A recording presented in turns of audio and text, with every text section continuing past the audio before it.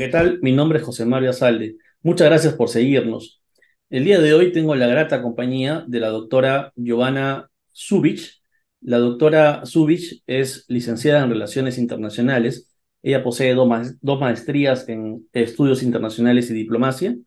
Eh, Ha trabajado en la Embajada de México en Estados Unidos, ella es mexicana. Ha sido asesora de la Comisión de Asuntos Exteriores de la Cámara de Diputados, tiene un amplio currículum, asesora de la Dirección General de Temas Globales en la Secretaría de Relaciones Exteriores. Actualmente ella está cursando estudios de doctorado en Seguridad Internacional en la Universidad de Anáhuac y es coordinadora académica de la Facultad de Estudios Globales de la Universidad de Anáhuac, México. Yo la he invitado a la doctora Zubich porque ella es una de las personas que em, más conoce, creo yo, en esta parte de nuestro continente, en Latinoamérica, el problema relacionado al conflicto entre Israel y Palestina. Eh, Justo yo le comentaba a la doctora, bienvenida y muchas gracias por aceptar estos minutos. No, al contrario, muchas gracias por la invitación. Yo le comentaba a la doctora que, a mi parecer, en Perú al menos hay mucha desinformación con respecto a lo que viene sucediendo a partir de este conflicto y que tiene un origen histórico, digamos, complejo.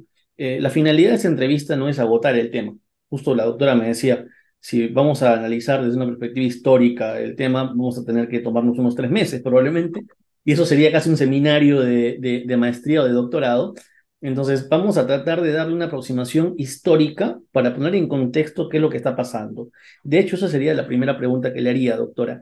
Eh, ¿Cómo podemos entender lo que está pasando en este momento en Medio Oriente a partir de la historia del asentamiento del pueblo de Israel en territorios que eran de Palestina, ¿no? Ese sería, entiendo, el punto de partida, ¿no? Inicial, más allá de que, digamos, el pueblo judío eh, siempre quiso tener un arraigo territorial, ¿no? Era un pueblo prácticamente nómade eh, a lo largo de la historia y reclamaban un derecho, entiendo, territorial. eh, y a partir de este hecho y a partir de lo que sucede luego de la Segunda Guerra Mundial, cuando Palestina deja de ser colonia inglesa, se da una serie de configuraciones a nivel geopolítico y se le da al pueblo de Israel determinados territorios. ¿Me equivoco hasta ahí? He intentado más o menos explicar un poco cómo nace este asunto. Tal vez ahí usted podría explicarnos un poquito más qué es lo que continúa hasta el día de hoy, ¿no? A grandes rasgos, ¿no? Sí, mira, yo quisiera a lo mejor introducir el tema diciendo que este conflicto es un conflicto intratable o irresuelto, ¿no? Debido a que pues ya llevamos más de 75 años eh, con esta situación y pues han habido varias propuestas.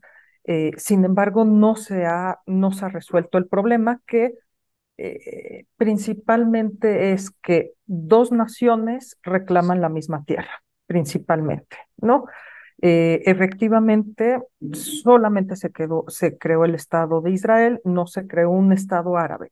Me voy a ir un poquitito más atrás. Hay que recordar que pues este territorio eh, era parte del Imperio Otomano, ¿no? Así como Siria, Líbano, Irak y varios países del este de Europa, el Imperio Otomano era bastante extenso y no habían estas fronteras, no habían estas construcciones de estados. Realmente el Medio Oriente podemos ver que van a ser una especie de estados artificiales con fronteras artificiales donde en esta región la verdad es que la identidad está muy arraigada, puede ser a cuestiones étnicas y también a cuestiones religiosas, ¿no? Entonces, uno podría decir, es que Siria y después la gente provenía de Alepo y provenía de Damasco, no de Siria, ¿no? Por eso hoy en día la gente con estas guerras civiles no se sienten sirios, no se sienten a lo mejor iraquíes, porque es una conformación artificial, ¿no? Pero antes de eso, pues decir que había una, ¿no? Una población en lo que se le llamaba Palestina dentro del Imperio Otomano. Había pues población árabe, población judía, en menor cantidad la población judía, donde pues incluso trabajaban a lo mejor las tierras para terratenientes y demás, y efectivamente, después de que acaba la Primera Guerra Mundial, y ya desde 1916-17, tanto los británicos y los franceses pues tienen intereses por diferentes motivos sobre esos territorios y empiezan a negociar o a repartirse esos territorios cuando acabe la Primera Guerra Mundial y cuando el Imperio Otomano pues se vaya a desmembrar, ¿no? Y también se la prometen a los árabes para formar un gran Estado árabe, ¿no? Entonces se forman efectivamente, ¿no? Se forman los mandatos, mandato francés, el mandato británico,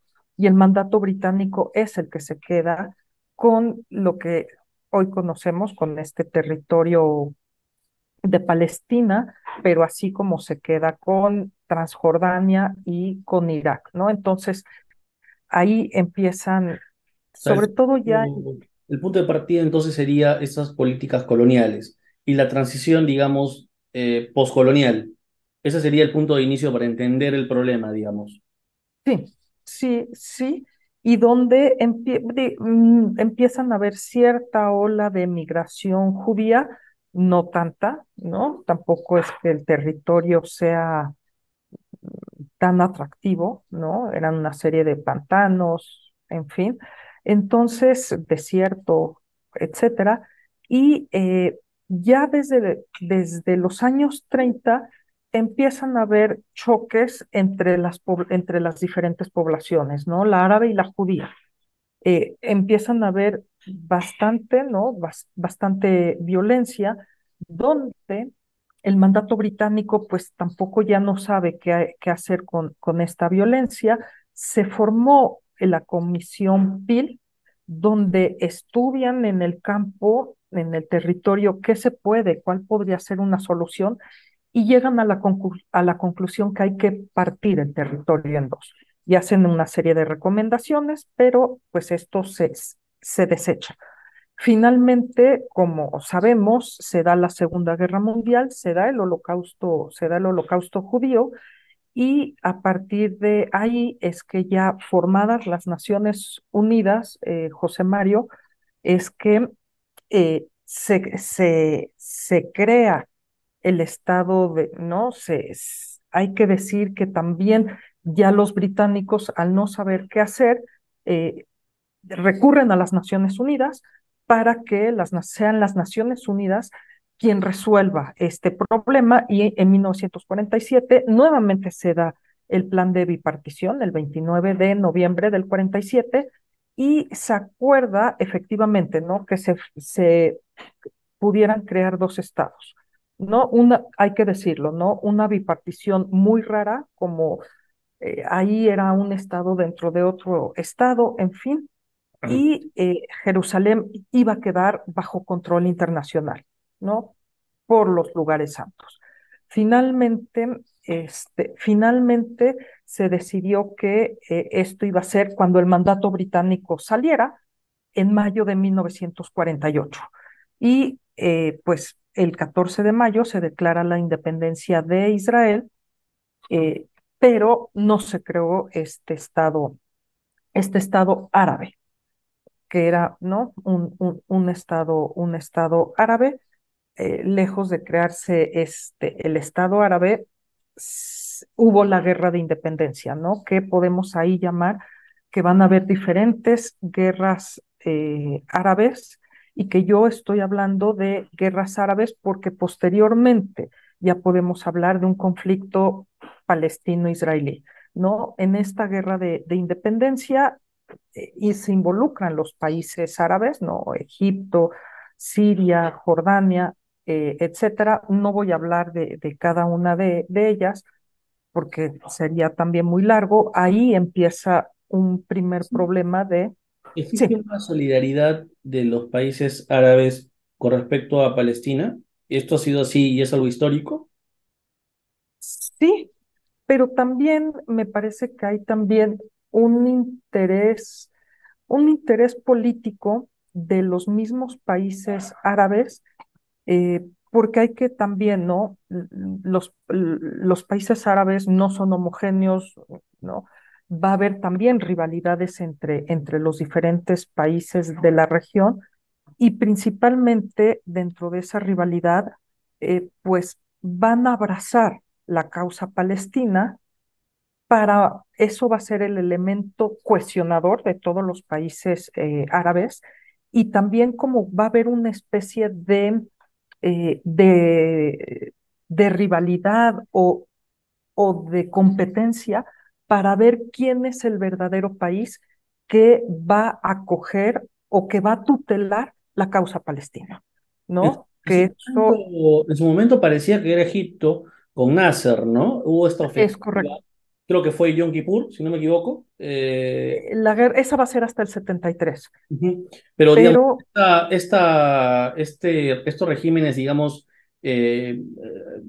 militares, autoritarios, nacionalistas, intentaron cohesionar una alianza, digamos, de países árabes y se enfrentaron al ya constituido Estado de Israel.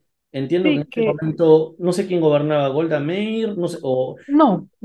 Sharon, Aquí yo, sí, Sharon sí era el general, creo que era el comandante de las fuerzas en ese momento. Ariel Sharon, si no me equivoco. no, Ariel Sharon, la figura de Ariel Sharon va a ser más posterior, sobre todo él va a tener relevancia cuando pasa la guerra civil en Líbano, que es ya finales de los 70 principios de los 80. Bien. Pero el primer ministro de Israel va a ser David Ben Gurión, ¿no? Yo creo que aquí el parteaguas de uno de del conflicto es 1948, que se crea el Estado de Israel en el marco de, hay que decirlo muy claramente, en el marco de las Naciones Unidas, es decir, tiene toda esta legalidad, Ujú. ¿no? Y y se crea el Estado de Israel, pero no es reconocido esta creación, ¿no? Hay que dejarlo muy claro que Es decir, ese va a ser no por todos los estados, digamos.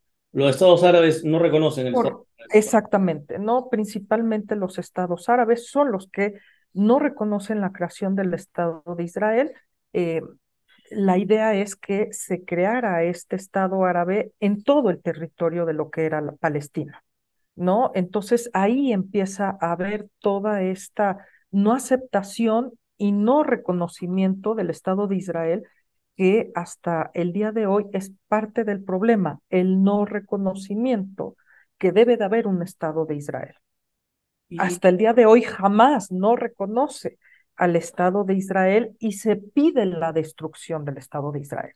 Sí. históricamente se puede hablar, por ejemplo, yo soy abogado, se puede hablar Ok. de un mejor título en cuanto a la posesión de los territorios de parte o de Palestina o de Israel. Se puede hacer referencia a determinado pueblo tiene mayores derechos históricos, culturales. No, no, yo creo que enfrascarse en esta discusión, yo creo que, yo creo que no es sentido, porque, por ejemplo, tratar de decir es que quién estuvo primero y nos vamos casi hasta la Biblia, me parece que igual no resuelve nada, o de verdad lo digo con todo respeto. Hay muchas veces que se utilizan los descubrimientos arqueológicos para demostrar quién estuvo primero.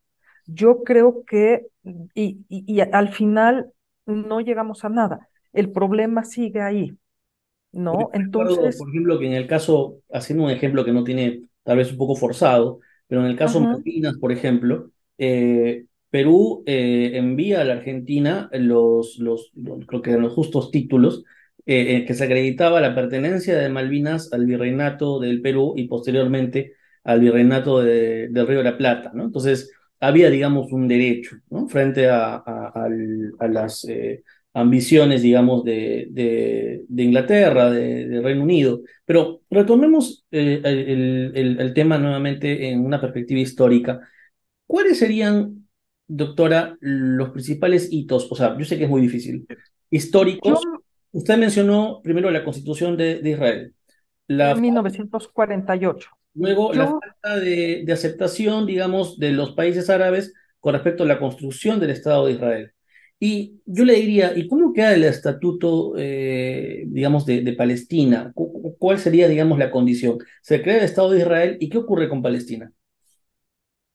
bueno, Palestina ya no se llama Palestina, se crea el Estado de Israel. Lástima que no tengo un mapa, pero, por ejemplo, José Mario, de 1948 a 1967, que voy a hablar de ese otro parteaguas, lo que es la Franja de Gaza y lo que hoy llamamos Cisjordania, Cisjordania era parte de Jordania y Gaza era parte de Egipto, ¿ok? Para dejarlo claro. Sí, Y sí, sí, sí. todo lo demás era parte de Israel, ¿ok? Bien. Y los altos del Golán eran parte de Siria, ¿no? Para explicarlo. Ahora, otro parteaguas que ahí yo creo que es uno de los hechos que van a marcar este conflicto es la Guerra de los 6 días de 1967, donde pues, en esta no aceptación del Estado de Israel y como bien dijo, en estos nacionalismos, ¿no? De Nasser, que también quiero recalcar algo, José Mario, que el sionismo, que es este movimiento nacional de reivindicación donde el pueblo judío quiere un Estado, no es que nace en un vacío. Hay que entender el contexto. Es un nacionalismo más que se da a finales del siglo XIX, pero es también en el siglo XIX, a finales del siglo XIX, donde se dan muchos nacionalismos, ¿no? Los nacionalismos europeos, y es más, es una de las razones por las que el Imperio Otomano cae o se desintegra, ¿no? Y tenemos nacionalismo alemán, nacionalismo japonés, nacionalismo italiano, nacionalismos, ¿no? De Grecia, búlgaro, etcétera. De repente esto se puede entender mejor y ya analizando quiénes fueron los gobernantes del Estado de Israel luego de su fundación, porque pareciera, y es la lectura que muchos hacen, que conforme pasan los años, como que se va radicalizando este nacionalismo y eso se expresa a través de la elección de ciertos líderes. No sé si esto es real, si esto es cierto, si esto es, digamos, si hay si existe la posibilidad de una comprobación fáctica a partir del análisis de los perfiles de los que fueron primeros ministros, básicamente, ¿no? De Israel. Es más, los primeros fundadores, y es más, el primer país que reconoce la creación del Estado de Israel es la Unión Soviética, porque Israel se va a formar con un modelo socialista, porque los principales fundadores de Israel vienen precisamente de Rusia, donde son personas muy perseguidas y demás, pero los primeros años y las primeras décadas del Estado de Israel tienen en términos económicos una formación socialista y por eso la Unión Soviética, pues hay pues, esta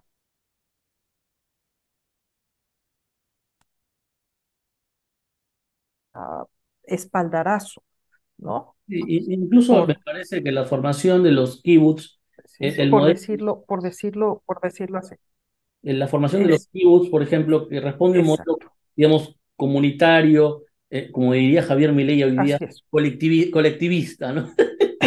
Exacto, sí, exactamente. La verdad es que así empezó las bases de Israel, incluso mucho antes de que se formara el Estado. En Israel las instituciones, José Mario, se formaron antes que el Estado. La Universidad de Tel Aviv es más, se formó creo que en los años 20, es mucho antes de la creación del Estado, ¿no? Entonces, eso hay que entenderlo durante hasta el año, después de esta guerra del 67, hasta los años 70, los gobiernos de izquierda gobernaron en Israel, incluyendo Golda Meir, David Ben Gurión, el mismo, Rabin, eh, el mismo Rabin, el mismo Itzhak Pérez, ¿ok? Ellos son gente que vienen del partido que se le llamaba el Partido Laborista, ¿ok? Que era el partido de izquierda, que hoy además está muy, muy, muy reducido, ¿no? Entonces, sí, este parteaguas que marca el conflicto árabe-israelí es 1967. ¿Por qué? Porque pues había mucho movimiento, había mucho rumor que los países árabes, principalmente Siria y Egipto, iban a atacar a Israel. ¿Ok? ¿Qué hace Israel? Se adelante, hace una guerra preventiva y en 6 días, pues arrasa con esa guerra. Incluso José Mario tan arrasa que los aviones, tanto sirios como egipcios, no pudieron despegar. ¿Ok? ¿Ustedes se imaginan la frustración, el desprestigio que tiene, por ejemplo, Nasser con esa guerra? el ¿No? poderoso, Su gran, el poderoso Nasser que se atrevió a nacionalizar el canal de Suez, nada más y nada que, menos. En que su, fue en el 56, así es. ¿no? Que esa fue la segunda guerra, digamos, árabe-israelí, pero esta, pues, fue una vergüenza para los estados árabes. ¿Ok? Entonces, además voy a decir algo, José Mario, eso es el principio es uno de los motivos de que, de que el panarabismo, el movimiento Sí. nacional árabe, se acabara. Y de ahí vamos a ver un surgimiento del panislamismo, ¿ok? Que tiene que ver con esto, ¿no? Con lo que va a ser Hamas. Bien. Palestina se organiza, como le comentaba antes de empezar la entrevista, con el Al-Fatah y luego viene la construcción de la Autoridad Autónoma Palestina. Sí, pero ya para 1964 es que se va a formar la OLP, la Organización para la Liberación de Palestina, pero siempre muy tutelado ya sea de Egipto o de Siria, Con la ¿ok? figura de Yasser Arafat, digamos, ¿no? Sí, primero vino uno y ya después viene Yasser Arafat. Efectivamente que dentro de la OLP van a haber diferentes ramas, la ala política, la ala militar, ¿no? Y de ahí también cabe Al-Fatah, Bien. ¿no? ¿Qué Pero al pasó? final va a ser la OLP. ¿Qué pasó? No sé si nos podemos dar el salto. ¿Qué pasó en cambio? Nada más, no Sí. nada más, sí, antes de dar ese salto, sí quiero nada más dejar claro, José Mario, esta guerra, cuáles fueron sus consecuencias, porque este es el parteaguas del conflicto palestino-israelí. Bien, ¿A la qué me guerra, refiero? digamos, De los la seis guerra, días. la guerra de los 6 días es como que más o menos se configura el escenario de lo que se está viviendo hoy, por así decirlo. Podríamos decir, Sí, sí, porque ahí empieza el problema de lo que van a ser los territorios ocupados. ¿A qué que me usted refiero? acaba de mencionar los Altos del Golán, Franja de Gaza, Hamas y eh, Cisjordania. por ahí. ¿Ok? Perfecto. Es efectivamente en esa guerra Israel se queda con Gaza, se queda con Cisjordania y se queda con los Altos del Golán. ¿Ok? Lo único que reunifica es el este de Jerusalén, que era parte de Jordania, y es lo único que sí reunifica a Israel. Se le da cierto estatus a los árabes que estaban ahí y eh, a partir de ese momento, José Mario, empieza un dilema para Israel de qué hacer con esos territorios, donde no se los podía anexar por una cuestión demográfica. Es decir, ahí habían poblaciones árabes donde en un determinado tiempo la población árabe iba quizás a ser mayor que la población judía y tú ibas a tener un Estado judío con una minoría judía. Es más, en 1967, la respuesta de los países árabes en una reunión que se da, porque Israel va a tratar de negociar sobre todo con Egipto y demás, y con Jordania, y fueron los tres no: no reconocimiento a Israel, no a las negociaciones con Israel. ¿Ok? Eso es bien importante. Y ya después, José Mario, y se queda también con la península del Sinaí, que era de Egipto. Ya después, ahí, como respuesta para recuperar los territorios y el prestigio árabe, se da precisamente la guerra del 73.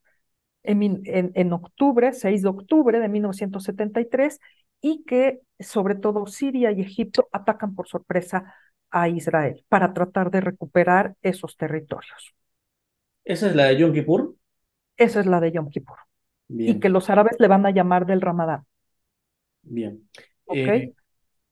¿Esa guerra termina de qué forma? Esa guerra, la verdad es que Israel,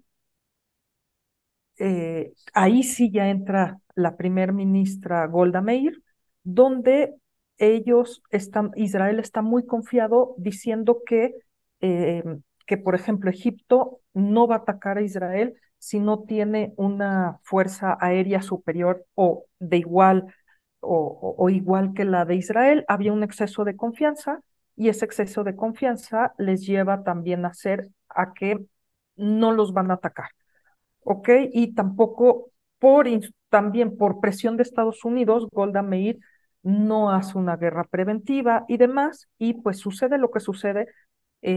La verdad es que el avance de los sirios y de los egipcios es Sí. enorme, cuesta muchas vidas, sobre todo aquí hay que dejarlo en claro: vidas militares, sobre todo militares de parte de Israel, Sí. O sea, hubo y hubo un repliegue, digamos, de lo que Israel en la anterior guerra había avanzado y hay una recuperación de territorios y también, digamos, hay un equilibrio del poder, ahora sí, entre Israel y los estados árabes. sí, podríamos decir que sí, e incluso donde la existencia del propio Estado de Israel se puso en peligro. ¿Ok?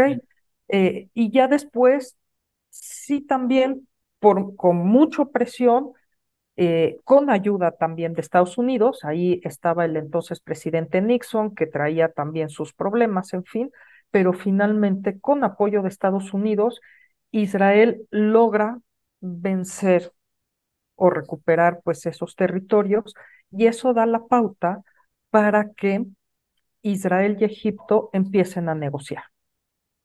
¿Ok? Esto se concreta en Camp Davis. Es correcto, es correcto. Incluso, José Mario, en ese acuerdo de paz que se concreta en 1979, Israel mismo le dice a Egipto: te regreso a la Franja de Gaza, y Egipto no lo acepta. Se devuelve la península del Sinaí, mas no Gaza.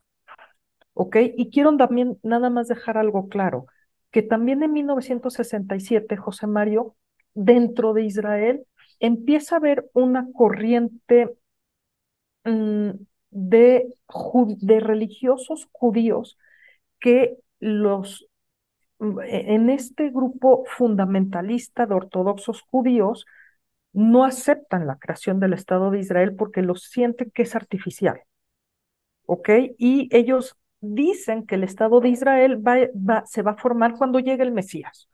Y la guerra del 67, como que estos pensamientos, estas ideas, crecen porque Israel, pues, se queda con lo que es Cisjordania, pero los judíos ortodoxos le llaman Judea y Samaria, donde hay ciertos lugares importantes para los judíos, como la tumba de Abraham, la tumba de los patriarcas y de las matriarcas.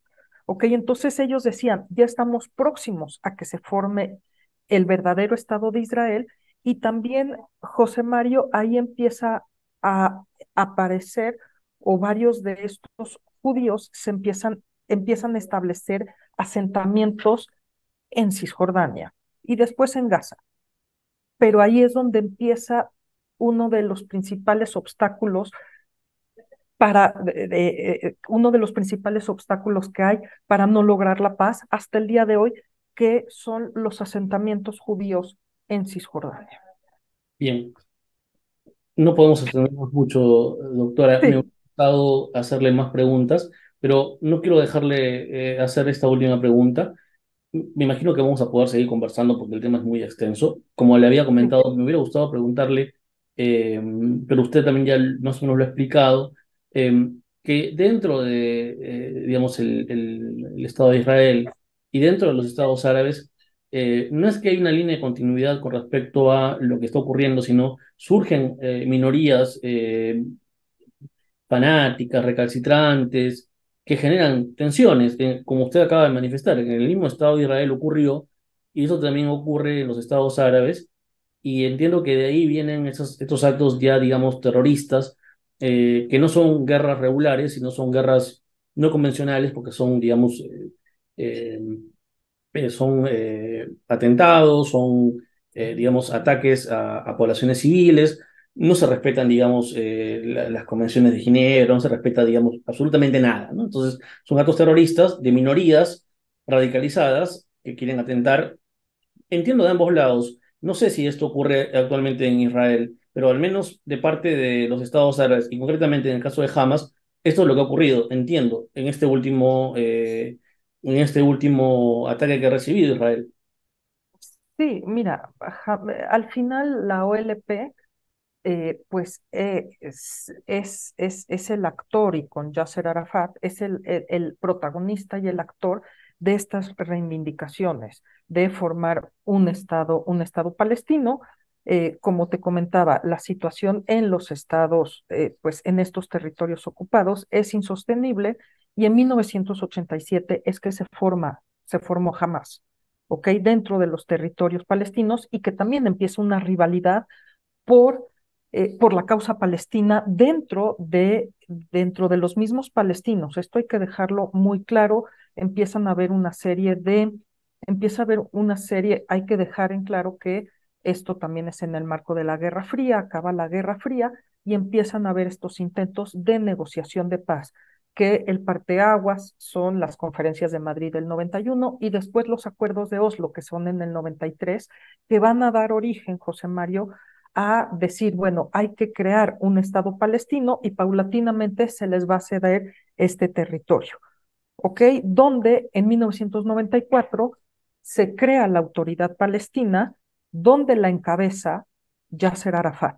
Y por primera vez, Yasser Arafat renuncia a la violencia y en toda la carta fundacional de la OLP se tienen que cambiar estos artículos y ya hay un reconocimiento de la OLP hacia Israel y ya no es más OLP, es Al-Fatah. Quien gobierna el legítimo gobierno va a ser Al-Fatah. Con Yasser Arafat, lo O que sea, pasa que es de que Yasser es Arafat el partido, digamos, de Yasser Arafat. es correcto, es el partido político de Yasser Arafat. Yasser Arafat muere en el 2005, en el 2006 se celebran elecciones y en esas elecciones gana Hamas, pero no se le cede el poder. Hay una guerra civil entre Al-Fatah y Hamas, y donde Hamas se queda en la franja de Gaza en el 2007, incluso expulsa de forma violenta a Al-Fatah. Y entonces, en el 2007, tenemos que Hamas se queda gobernando la franja de Gaza y en Cisjordania se queda gobernando Al-Fatah. Y hay que dejar claro, en el 2005 Israel se retira unilateralmente de la franja de Gaza. Por eso es que jamás eh, puede gobernar ahí. Y cuando me refiero unilateralmente es que el ejército de Israel saca a 7.500, 8.000 judíos israelíes que vivían en la franja de Gaza, estos colonos. A partir del 2005 no hay presencia militar de Israel y no hay ningún israelí viviendo en la franja de Gaza. Es decir, que cuando todavía vivía Arafat y se crea la Autoridad Autónoma Palestina, ¿entiendo?